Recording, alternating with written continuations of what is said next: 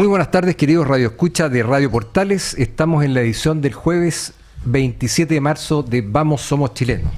Reinaldo Reinike, quien les habla, junto a Marisol Ortiz, Chantal Robert de la Mabotier y Cristian Fuente, les saludan y por supuesto también enviamos un saludo muy especial a nuestros colaboradores, a don Luis Salinas, don Gerardo Terán y Marco Leblanc.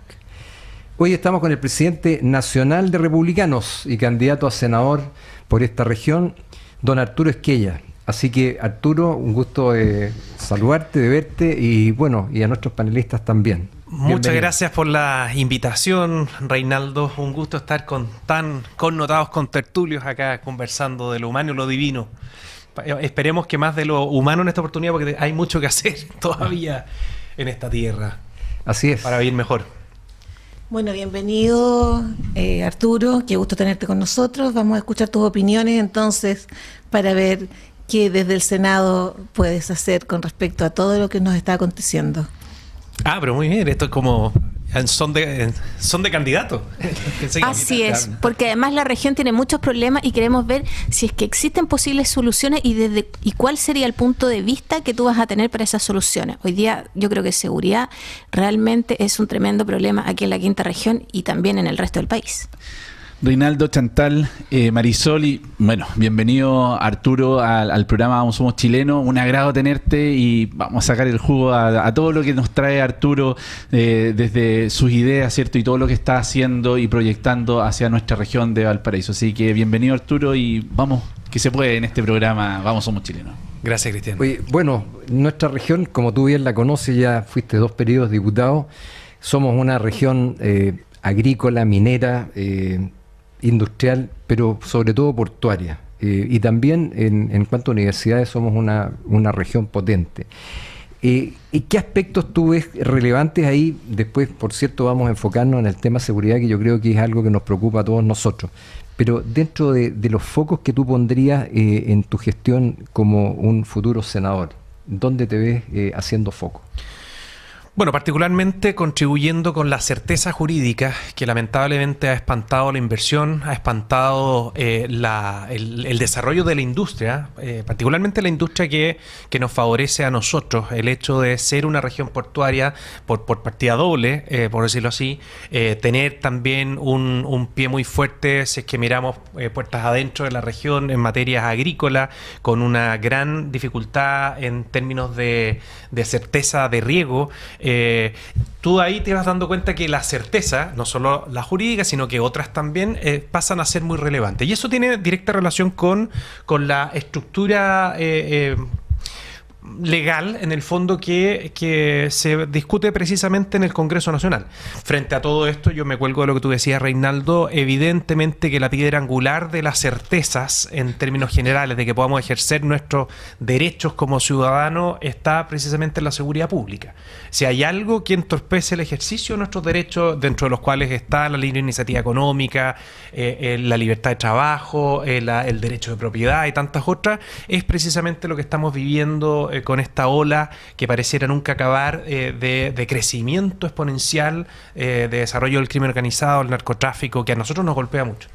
Yo he tenido la oportunidad de conocer muy en detalle, obviamente de la región hay comunas que conozco más que otras, en el detalle, digamos, de trabajar junto a las policías, el Ministerio Público, de trabajar con los números, con los antecedentes, y lo que se está viviendo en materia de narcotráfico ya te habla de una red que está muy desarrollada y que tenemos que abordarla. Pero solo para redondear, creo que nosotros tenemos que hacer lo imposible por que los grandes proyectos de infraestructura que nos permitan competir a la par con los países vecinos que se están llevando buena parte del comercio o de los negocios portuarios, por decirlo así, estamos al debe en eso y debiéramos hacer todo lo necesario para que efectivamente esos proyectos salgan adelante y no se entorpezcan porque un par de personas en el fondo consideró que un cacharrito o una tapa de bebida tenía, digamos, un interés arqueológico, y con eso en el fondo los proyectos se frenan.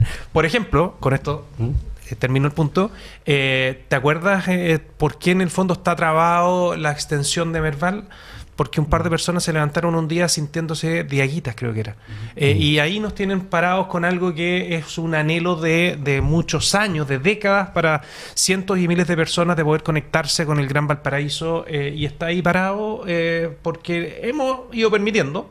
Hay personas que no han sabido defender como corresponde en el Congreso de que la actividad humana siempre tiene que estar por sobre los otros elementos que son relevantes. La protección del patrimonio histórico, por supuesto que es relevante, la protección al medio ambiente es relevante, pero siempre tiene que estar al servicio de lo que es el desarrollo de la actividad humana. En este caso, poder transportarse, poder desarrollarse económicamente, en fin. No sé qué opinas, Chantal. Muy de acuerdo, porque además cuando hablamos de un proyecto detenido, también tenemos que pensar la cantidad de mano de obra que está detenida. Hoy día tenemos uno de los índices más altos de desempleo y tenemos un proyecto tan importante como ese parado. Por lo tanto, ahí va en desmedro de nuestra propia gente que hoy día está buscando trabajo. Tal como dijo Reinaldo, tú fuiste diputado cada 2 periodos. Ahora tú vuelves a Valparaíso. ¿Cuáles son los grandes cambios que sientes que había en Valparaíso? ¿Está igual? ¿Está mejor? ¿O definitivamente está peor? Bueno, yo creo que todos los vecinos de Valparaíso tienen la respuesta más que clara. Ha habido un deterioro muy significativo desde el tiempo que a mí me tocaba venir recurrentemente. Me imagino todos saben dónde está ubicada la radio Portales. Estamos a pasos acá de la intendencia, de la ex intendencia, hoy día tiene otros pergaminos. Y era recurrente, y uno podía de cierta manera considerar que se veía un Valparaíso ordenado, en donde tú tenías la tranquilidad, al menos en el día de caminar, sin que te parara un par de cabros que están evidentemente buscando la oportunidad para robar a otro, estacionarse. Hoy día es muy curioso, pero no hay persona que no te diga, mire, no deje el auto acá porque sí o sí, te lo dan como certeza, le van a robar lo que usted tenga dentro. Esas cosas no ocurrían, y yo estoy convencido, y quiero poner un punto de esperanza, de que podemos volver a tener más o menos el mejor momento que hemos tenido en materia de seguridad pública. Cuando uno era chico, por lo menos en mi caso, el gran riesgo que uno tenía de salir a jugar afuera de la casa era que no te fueran a atropellar, en el fondo, persiguiendo la pelota. Era clásico eso. O sea, tengan cuidado con los autos, es lo único que te decían tus papás. Hoy día imagínate a alguien jugando a la hora que ya te empiezan a entrar a la casa para prepararse para el colegio, a las 7 de la tarde, a las 8, cuando ya se está oscureciendo. No existe ninguna posibilidad. Se ha invertido una brutalidad en tener multicancha, en tener plazoletas, plazas derechamente, y hoy día están tomadas precisamente por quienes debiéramos meter a la cárcel. Al final del día, esos soldados, esos escalafones menores de estas bandas criminales tienen que estar en otra parte, no tienen por qué estar espantando a nuestra gente que aproveche la infraestructura pública y privada para poder desarrollarse como corresponde. Todo eso yo creo que sí es posible de recuperar, y hay que hacer ajustes que son, por lo menos nosotros tenemos un plan que apunta precisamente con tiempo, con una cronología de trabajo muy al callo, y esperamos que los chilenos nos den la oportunidad de materializarlo eligiendo a José Antonio Kast de presidente y una mayoría importante republicana en el Congreso. Porque de hecho veníamos con Marisol caminando y los edificios son preciosos. Hoy día hay mucho provecho que hay que sacarle a Valparaíso, así que ojalá llegue gente que realmente se la juegue por esta ciudad. Bueno, querido auditorio, estamos conversando con Arturo Esquella, presidente nacional del Partido Republicano y candidato oficial a senador por nuestra región. Bueno, muy importante lo que mencionaba Arturo, Reinaldo, respecto al sentido de realidad que tiene de la región. Él, al ser diputado y de la zona también, conoce muy bien la realidad que hoy día, y la contrasta también como era la región hace una década o 2 décadas atrás. La seguridad indudablemente es algo muy importante. De la seguridad nacen otros aspectos, por ejemplo, la inversión. O sea, hoy día efectivamente, porque las calles, como hablaba bien Chantal, hoy día están tomadas por la delincuencia, no hay locatarios que quieran invertir invertir acá, o inversión externa, ni siquiera hablemos de eso, ¿verdad? Las cifras de desempleo en el orden del 8%, ¿cierto? Hay un tema importante que apalanca la seguridad. Esta es una ciudad, por ejemplo, Valparaíso, que tiene un núcleo universitario muy importante. Hay muchas personas que han decidido no venir a estudiar acá, producto de la inseguridad, como por otras cosas, por ejemplo, el deporte, etcétera. Entonces, es algo en donde hoy día tenemos una brecha importante que superar, y tú, como bien comentabas, Arturo, existe un plan que hoy día José Antonio Kast también quiere proyectar hacia el país, desde el punto de vista de la descentralización, desde el punto de vista de cómo baja este plan y cómo se plasma en regiones tan importantes como la nuestra, del orden de los 2 millones de personas. ¿Qué acciones concretas tú ves en esta línea para comenzar a ejecutar en el corto, mediano plazo, ¿cierto?, el proyecto de seguridad que hoy día necesita nuestra región? Bueno, hace ya bastante tiempo, yo me atrevería a decir, llevamos 2 años y medio preparando un plan de recuperación territorial, lo hemos denominado, muy en la línea. Primero estuvo precedido de un trabajo bastante teórico, de ver y analizar incluso académicamente de cómo avanzaban, cuál era la estrategia que tenían las bandas del crimen organizado en Centroamérica, en Colombia, en otras partes en donde podríamos encontrar más o menos que tienen acceso a llegar a instalarse acá.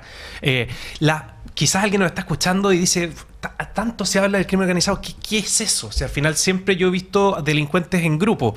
No es un grupo de delincuentes. Es una organización de personas que tiene como ocupación las actividades ilícitas, pero que tienen una mentalidad empresarial, por decirlo así. Es decir, instalan una línea de negocio, hagamos una analogía, la desarrollan, por ejemplo, en el sur de Chile, el robo de madera, narcotráfico, se abre, digamos, en muchas ramas, y van generando, una vez que ya tienen el mercado de un lugar determinado, en donde tienen que ir conquistando el territorio, y eso es a punta de balazos, digamos, con las otras bandas, o con quien quiera, digamos, oponerse, van instalando una nueva línea de negocio, en donde están las más desarrolladas en Chile, la extorsión, que es algo que se está viviendo a diario en los núcleos urbanos. El otro día salió un reportaje que se aplica también acá en el comercio de Valparaíso, pero en el caso de lo que vi en Canal 13, era a propósito de los locales comerciales de Bellavista en Santiago. Cómo en el fondo iba todos los días un perico a cobrarles una suerte de peaje para poder funcionar. Y ellos van instalándose, tienen también actividades lícitas, porque toda la plata adquirida de la actividad ilícita la tienen que traspasar de alguna manera a través, por supuesto, también de herramientas ilegales como es el lavado activo, en fin. Bueno, teniendo eso a la vista, nosotros nos fuimos a estudiar cómo logró El Salvador transformarse del país con los peores indicadores de delincuencia y de crímenes violentos del mundo a ser el mejor del mundo. Tenían, para los más entendidos, siempre se compara en crímenes violentos la tasa de homicidio. Tenían una tasa de homicidio de 105 por cada 100.000 habitantes, que era lejos. El promedio siempre está como entre 5, 7 por cada 100.000 habitantes. Ellos tenían 105, una locura. Solo comparable con países que están en plena guerra. Y lo lograron en unos 6 años a bajar hasta 2,6. Realmente insólito.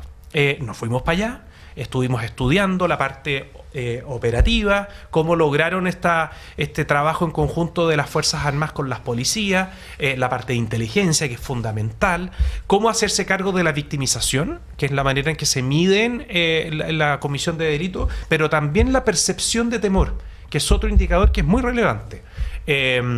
Nos fuimos a Italia, vimos que había un vínculo muy directo con la migración ilegal. Todas estas bandas criminales entran por el norte de Chile por pasos ilegales. Entonces nos tomamos muy en serio el que vamos a cerrar todos los pasos no habilitados con tecnología de punta, dando una verdadera guerra, una batalla con todo lo que aprendimos, particularmente en Hungría. Ellos tenían un problema importante con el paso de los serbios para entrar, digamos, a la Comunidad Europea. Y lograron hacer un trabajo muy, muy de fondo. Y esto se va a basar en 3 grandes pilares de los cuales se desprenden múltiples modificaciones legales, modificaciones administrativas, trabajo operativo, digamos, de las policías muy al callo. El primer pilar, que es contestar, digamos, algo que instaló con mucho éxito la izquierda más dura, la izquierda esa que busca el caos para poder gobernar. Instalaron en el fondo que las policías tenían que hacer, las policías, las Fuerzas Armadas, las organizaciones del Estado que tienen la habilitación para hacer uso de la fuerza. Lograron instalar, digamos, de que tenían que minimizar, había que disminuir al máximo el ejercicio de la misma. Entonces nosotros vamos a reivindicar el uso de la fuerza por parte de nuestras policías, de las Fuerzas Armadas. ¿Qué significa esto? De que en vez de basar nuestro trabajo policial en un principio de proporcionalidad, tampoco vamos a apuntar a la racionalidad, que uno podría considerar que ya es bastante más esperable, sino que la proporcionalidad vista en función de cuál es el propósito que hace que una persona le faculte como Estado a un policía para disparar un arma de fuego frente a otra persona, algo que obviamente es un caso excepcional. ¿Y cuál es la finalidad que se tiene? Es el darle protección a la población, que es la primera prioridad que tiene cualquier gobernante. El gobernante número uno, que en este caso es el presidente de la República, el primer deber que tiene, de acuerdo a nuestra legislación, a nuestra Constitución, es asegurarnos la protección de nuestra vida, de nuestros derechos en términos generales. Eso se va a traducir en un sinnúmero de elementos, como por ejemplo que cuando hay un operativo en donde un carabinero resulta envuelto, digamos, en una situación que termina en instancias judiciales, a él se le tiene que aplicar el conocimiento, digamos, esa causa tiene que ser conocida por quienes son especialistas en la aplicación de protocolos policiales, es decir, la justicia militar. Algo que ya se está discutiendo hoy día, que a través de una indicación en la ley sobre reglas de uso de la fuerza, una indicación nuestra, republicana, pero que obviamente nosotros queremos profundizar. La eximiente responsabilidad cuando las policías hacen uso de sus armas de fuego, por supuesto que es algo que están haciendo vista gorda los jueces y nosotros creemos que tiene que aplicarse, digamos, de mayor manera. Bueno, no quiero latear porque solo les hablé de una. Después, el restablecimiento de la autoridad, del sentido de autoridad, es decir, un policía nunca más, y tiene que tener un estatuto, digamos, de protección mucho más amplio que lo que tiene cualquier cristiano en el sentido figurado. Porque en el fondo el deber y la responsabilidad que tienen, que puedan hacer uso legítimo de la fuerza, va de la mano con una responsabilidad que es una mochila al final del día. Ese sentido de autoridad nosotros lo vamos a extrapolar a las salas de clase, a la manera en que nos relacionamos con nuestros adultos mayores. Se ha perdido ese sentido de autoridad que es tan importante en una sociedad que se vive, digamos, en definitiva en comunidad. Y el tercero, y acá ya es algo súper concreto, tiene que ver con la anticipación de la labor policial. Hoy día tenemos que esperar que efectivamente exista una denuncia de una extorsión o de un secuestro para que las policías, el Ministerio Público pueda gatillar una investigación y utilizar, digamos, herramientas intrusivas para poder perseguir a esas personas y encarcelarlas. Nosotros creemos, al igual que en El Salvador, que el solo hecho de formar parte de una organización criminal es uno de los delitos más graves que debiera tener nuestro catálogo del Código Penal. Y eso implica que esa asociación ilícita, a diferencia de lo que es hoy día, que es un delito base muy de una pena muy baja, debiera partir, digamos, con una pena de entre 20 y 30 años. Entonces, ¿tú qué es lo que haces? Habilitas a las policías y al Ministerio Público para, por el solo hecho de existir una organización o un integrante de una población que se sabe dónde está, ir y hacer un operativo para extraerlo de esa población. Entonces tú lo que haces, y lo que hicieron con mucho éxito en El Salvador, es que distribuyes la inteligencia de Arica a Punta Arenas. Nosotros tenemos una estructura descentralizada, desconcentrada más que descentralizada, en donde acá, a manos de, en vez de políticos, porque les encanta poner a políticos de delegados presidenciales, hoy día esta figura del Ceremi encargado de seguridad, tiene que ser personas que tengan experiencia en materia de inteligencia, y que tengan instrucción militar, que tengan instrucción policial. Esa va a ser la estructura más importante para nosotros, que nos va a permitir armar la red a nivel regional y a su vez, digamos, provincial, de dónde están operando estas bandas criminales para poder contribuir a través de los aparatos de inteligencia con la información información que nos va a permitir capturar a estas personas. Esas personas tienen que llegar a un sistema, y acá quiero hacer un alto para no latear, a un sistema penitenciario totalmente distinto que lo que estamos teniendo hoy día. Si quieren podemos profundizar después en eso, que también sacamos muchas conclusiones positivas de nuestra visita al CECOT, al Centro de Confinamiento de El Salvador, que vamos a tomar buenos ejemplos para hacer algo parecido en el norte de Chile. Bueno, ya estamos llegando a la mitad de nuestro programa. Seguramente cuando regresemos vamos a seguir profundizando, porque ciertamente que todas estas mejoras a nuestro sistema de seguridad, al plan escudo fronterizo, van a requerir una serie de materias que son materia de ley. Y eso es un trabajo que vamos a tener que trabajar con nuestra próxima plantilla parlamentaria, que esperamos sea exitosa para poder generar los cambios de acuerdo a la ley. Bueno, como es tradición en nuestro programa, a nuestros invitados siempre le pedimos algún intermedio musical con alguna canción de su preferencia. Yo no sé, Arturo, ¿qué quisieras escuchar para que compartirla con nuestros radioescuchas? Me ponen aprieto, Reinaldo? A ver, ¿qué podría ser? Mira, quizás una canción de Soda Stereo. Lo dejo abierto. Ya, vamos a pedirle a don ¿Se Luis, puede o no? Por supuesto, a don Luis Salinas alguna canción de Soda Stereo. Así que ya volvemos, no nos dejen. Estamos con Arturo Esquella, presidente del Partido Republicano y candidato a senador por la región de Valparaíso. Ya volvemos. Bueno, ya estamos de regreso y por supuesto que Marisol tiene también preguntas que a lo mejor no entran dentro de lo político. Pero sí, de todas maneras. Yo lo que quiero saber, porque me encanta todo lo que has dicho, considero súper interesante y muy, digamos, es necesario que se haga todo lo que has dicho. Lo que a mí me preocupa un poco es el tema de cómo se ve hoy día el Congreso, que está bastante decaído, ¿no es cierto?, en su imagen y en la forma en que se ha comportado. Tú llegando al Congreso como senador, ¿cómo ves la primera cosa que debería hacerse en este nuevo Congreso que debería, digamos, de alguna forma reorientarse, ¿no es cierto?, al servicio del país y no a lo que está pasando hoy día?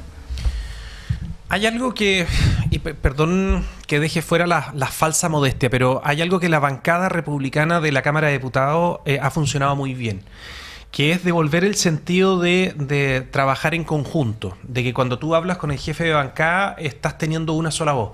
No sé si han escuchado hablar de las dificultades que te genera el fraccionamiento político y esto de que hay 20 y tantos partidos políticos, entonces cuando hay una reforma significativa de parte del Ejecutivo, es decir, el presidente de la República, se tiene que entender con 20 y tantos cabecillas y lo hace imposible, lo hace inviable.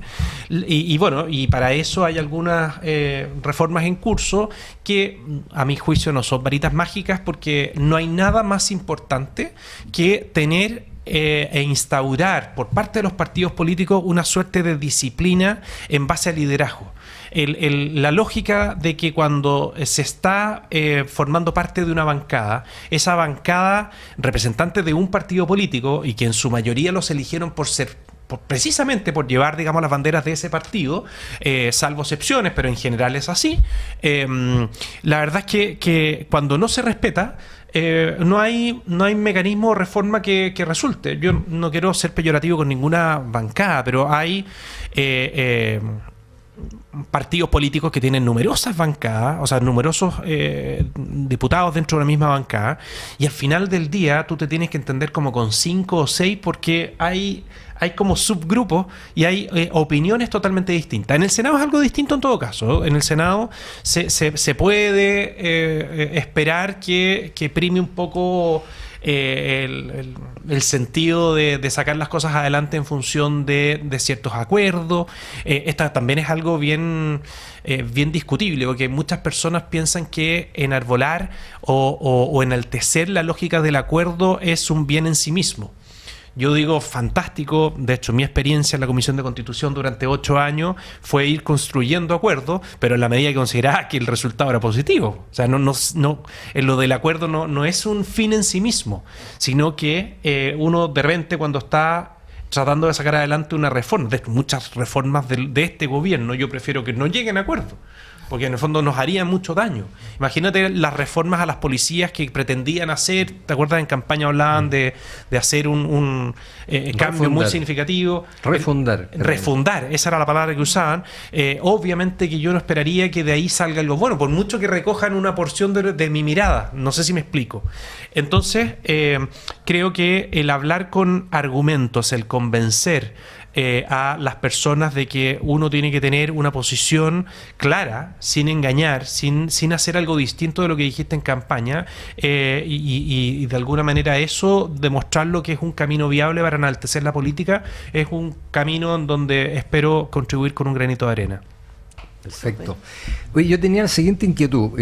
Hace un par de días, o ayer, en el Libero salió un artículo de Richard Koyunyan respecto, que se llama Uso y Abuso de las Fuerzas Armadas, en que en todas las medidas que se ha escuchado prácticamente, también a Johannes Kaiser, a Evelyn Matei, y por supuesto en el Partido Republicano también, es respecto de este uso polivalente de las Fuerzas Armadas. O sea, cada vez más en los estados de excepción constitucional, ¿no es cierto?, está la participación, lo que estamos viendo en la zona de la Araucanía, pero también en la zona norte de control de la inmigración, las Fuerzas Armadas están teniendo un rol. Y también en estas tragedias de incendios forestales u otros estados de catástrofe, las Fuerzas Armadas están teniendo distintos roles polivalentes que a veces las hacen perder el foco en su misión principal, que es la defensa territorial, la defensa de la soberanía, etcétera.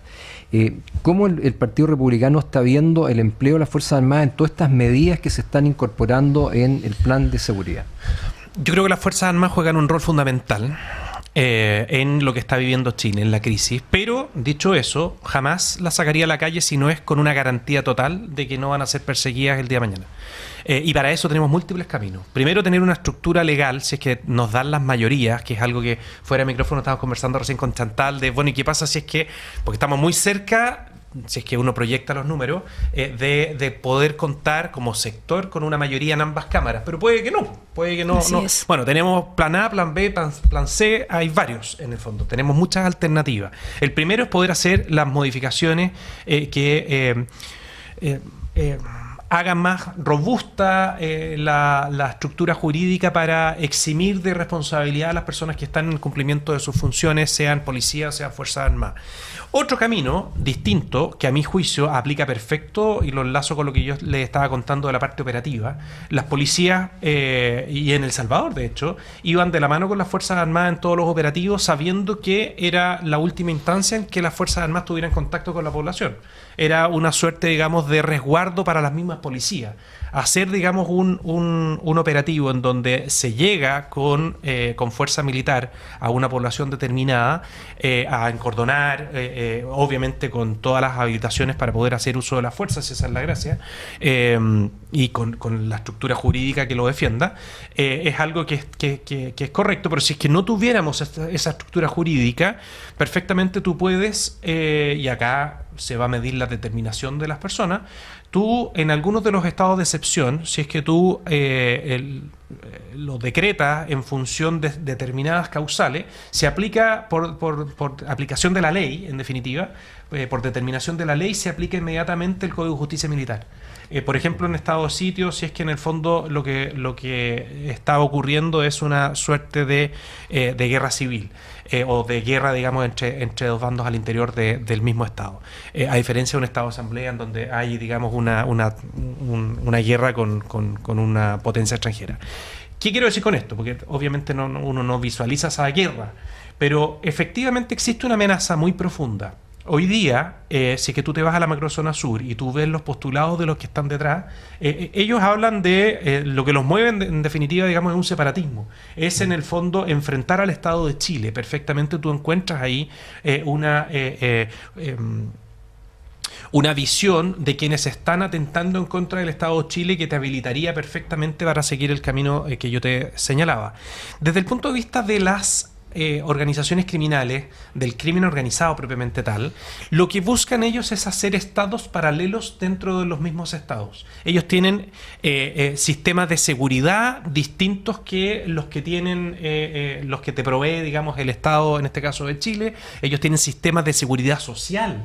O sea, es decir, una persona que cae se hacen cargo de su familia, tienen sistemas de salud, es una cuestión realmente impresionante cómo funcionan.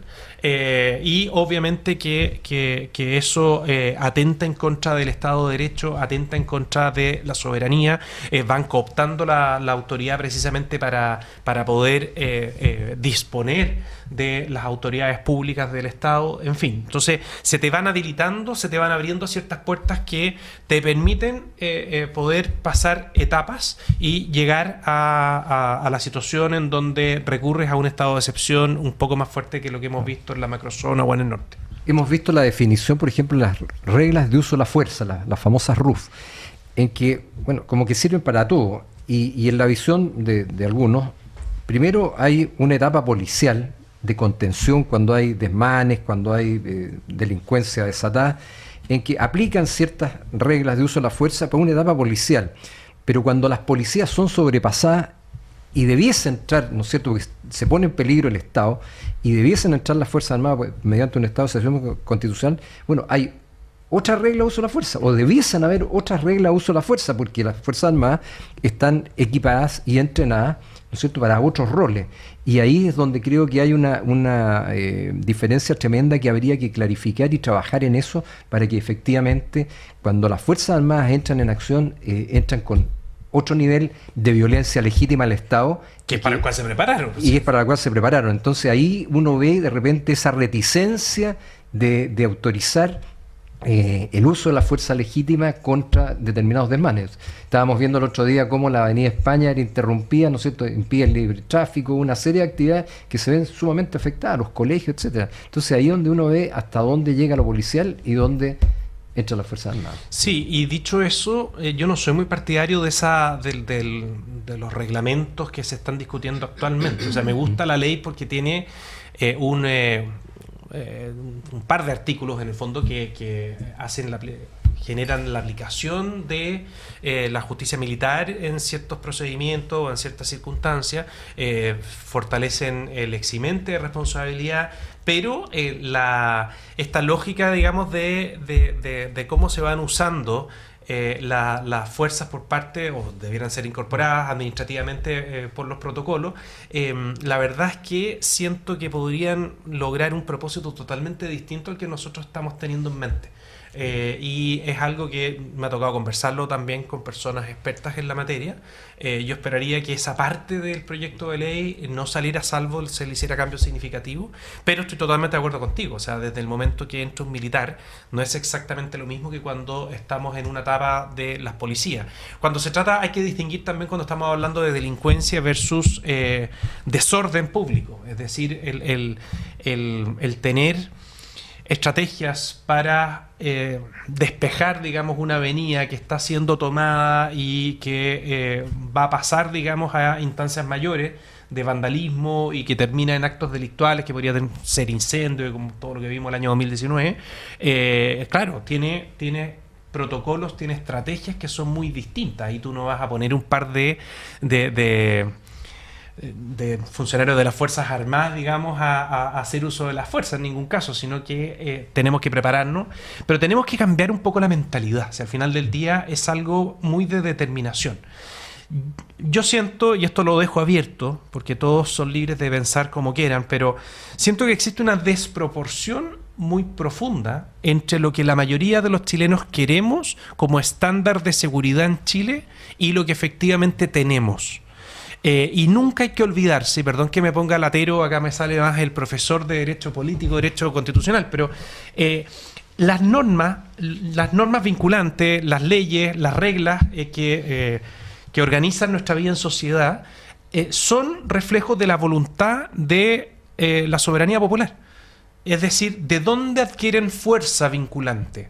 Es porque nosotros mayoritariamente nos organizamos en elecciones y en plebiscito para decir, mire, vamos a elegir a esta persona para que ponga las reglas y se eligen parlamentarios. Vamos a elegir a esta persona para que ejecute esas leyes y se elige, digamos, a un presidente de la República. Vamos a darles a ellos la facultad de que, de acuerdo a nuestras normas, elijan a los jueces, porque ahí hay una elección indirecta. Entonces, me da la impresión que en esa ecuación se está perdiendo de vista el clamor más profundo que tenemos los chilenos, que es subir 2 o 3 peldaños la fuerza con que se combate al crimen, más aún el crimen violento que no nos está permitiendo vivir tranquilos. O sea, si nosotros queremos, porque creemos que es lo más conveniente para nuestra protección, tener a personas que van a estar toda la vida en la cárcel porque efectivamente no tienen posibilidad alguna de reinsertarse sin que corramos el resto de la población riesgos, efectivamente lo que hay que hacer es habilitar una cárcel que nos permita tenerlos privados de libertad para siempre. Y eso nos va a permitir hacer un trabajo de reinserción y rehabilitación con el resto de la población que va a estar segregada de aquellos que van a tener que estar permanentemente aislados y privados de libertad, sin acceso al medio libre, sin acceso a visitas, teniendo un régimen carcelario como el que le ha devuelto la seguridad a un país que era tan inseguro como El Salvador. En eso hay alguien que podría decir, pero ¿cómo estás diciendo que va a encerrar a alguien de por vida? Es que lo que yo estoy diciendo, que quiero a las personas que están afuera de la cárcel darles la tranquilidad de que no van a ser víctimas de delitos de esa persona. Sí, muy de acuerdo. Yo me acuerdo cuando tú ibas, por ejemplo, por la calle Valparaíso, cualquier calle comercial, llegaban los carabineros con el bus de carabineros y todos los ambulantes salían corriendo. ¿Por qué hoy día cambiaron las leyes? Que eso ya no sucede, perdimos el respeto. ¿Cómo volvemos a eso? A que realmente los carabineros sean respetados por la ciudadanía, sobre todo por todos los ilegales o el comercio irregular que tenemos. Y además hoy día se está diciendo, y es el clamor que existe en todos lados, que hoy día los carabineros buscan no intervenir debido a que está lleno de carabineros en la cárcel o en procesos tratando de salvarse la cárcel en los juzgados. ¿Cambiaron las leyes o cambiamos nosotros cómo la aplicamos o dejamos de aplicarlas porque no nos conviene aplicarlas? Qué buena tu pregunta, porque esto nos permite aclarar una cosa. Las policías no toman las decisiones estructurales de lo que van a hacer en el día a día en función de lo que se les antoja, sino que existe una orden de mando que depende precisamente de la autoridad política. Y si es que la autoridad política decide que no considera relevante o foco de conflicto el que exista comercio ilegal, no van a hacer nada. Entonces por eso es normal que uno vea esto que nos parece increíble, carabineros caminando por una vereda haciéndole el quite a los paños en donde están vendiendo ropa. El otro día me topé con afuera del Gustavo Frique, había un puesto de un vendedor ambulante que tenía un maniquí con ropa. O sea, en un par de meses más van a haber probadores, en el fondo. El Frique parece un mall. No, pero es realmente impresionante. Pero volviendo a tu pregunta, no es culpa de las policías. Las policías, en el fondo, siguen instrucciones. Y por Dios que tenemos policías que saben muy bien ser profesionales y seguir las instrucciones. Acá lo que falta es una autoridad política con determinación. Cuando tú tienes a un presidente de la República y a un encargado de seguridad, como la estructura que nosotros estamos armando. No sé si han visto que pusimos el foco en personas que tuvieran experiencia militar y policial. General Cristian Vial, general Basaletti, son quizás los rostros más visibles de lo que nosotros hemos estado trabajando. Yo siento, y lo sé porque formo parte también de ese grupo de trabajo, que existe una vinculación muy directa entre la migración ilegal, el comercio ambulante, comercio ilegal en definitiva, y los delitos a gran escala que forman parte de organizaciones criminales. Cuando tú tienes, no todos, no generalicen, hay personas que se instalan a vender sabiendo que es ilegal y todo, pero que no forman parte de ninguna banda criminal, por supuesto. Y se nota en lo que venden, además. Pero en el fondo ya está permeado, están totalmente permeadas las organizaciones criminales con la actividad, digamos, ilícita de la venta en las calles. Hay verdaderas bandas en estas organizaciones. Por eso cuando uno ve pugilatos, cuando uno ve pelea, en general es entre ellas, no es con la fuerza policial, por lo menos en esta región. En otras partes, claro, la autoridad se ha puesto más firme, y quizás por impulso, digamos, de la autoridad municipal, que trata, digamos, de lograr un poco más de orden en su... Por ejemplo, en la comuna de Los Andes no hay comercio ilegal, es muy bajo, precisamente porque el alcalde ha hecho un trabajo muy incisivo en evitarlo, y permanentemente, me imagino que esto se va construyendo en el día a día, en reuniones con las policías, con el comisario, digamos, de la zona, va logrando que efectivamente no se genere la cultura de que cuando uno va a comprar, digamos, en la berma, en la calle. ¿Por qué? Porque en el fondo eso evidentemente que va de la mano con muchas cosas negativas. Bueno, desafortunadamente estamos llegando al final del programa. Nos habría encantado hacer muchísimas más preguntas, pero como sabemos que vas a estar viniendo muy frecuentemente, vamos a tener la oportunidad de conversar nuevamente contigo. Yo te agradezco a nombre de los auditores la presencia, y voy a dejar brevemente el micrófono a nuestros colegas para que se despidan y vernos dentro de un par de semanas más, idealmente. Encantado. Tremendamente interesante lo que comentaste hoy día, Arturo. Yo creo que con mucho sentido de realidad, con mucho sentido también de amor a la patria, que yo creo que es muy importante. Así que, nada, dejarte invitado para que podamos recorrer parte de la región, para que podamos seguir trabajando en terreno y, por supuesto, desearte todo el éxito en este año electoral, porque necesitamos senadores como tú, Arturo. Gracias, Cristian. Marisol. Bueno, subrayo las palabras de Cristian, y de verdad un agrado haberte tenido en nuestra mesa, ¿ya? Y espero que efectivamente cuando salgas senador puedas hacer todos esos cambios que has dicho, junto con tu bancada y ojalá también con otros partidos. Gracias, Marisol. Van a poner colorado acá con esta. Sí, Chantal. muchas gracias por la visita. Yo creo que todos queremos volver a la región que tuvimos hace unos 10, 15 años atrás. Hoy día todavía estamos a tiempo para salvarla. Así que, de todas maneras, queremos tener un senador como tú. Muchas gracias, Arturo. Muchas gracias a todos. Yo me cuelgo de las palabras de Chantal, porque sí es posible volver a vivir en el país en donde salíamos en la noche con total tranquilidad, sin temor a nada. Sí es posible que volvamos a tener certeza en el ejercicio de nuestros derechos más básicos y fundamentales. Eso depende de nosotros, y lo que se necesita es determinación, dejar los complejos de lado y empezar a actuar en función del sentido común, como decía Cristian. Así que nada, pues yo les agradezco mucho esta invitación y feliz de acompañarlos nuevamente en el futuro próximo. Bien, muchas gracias, Arturo. Hasta pronto, nos vemos el próximo jueves de abril ya. Así es. Hasta pronto.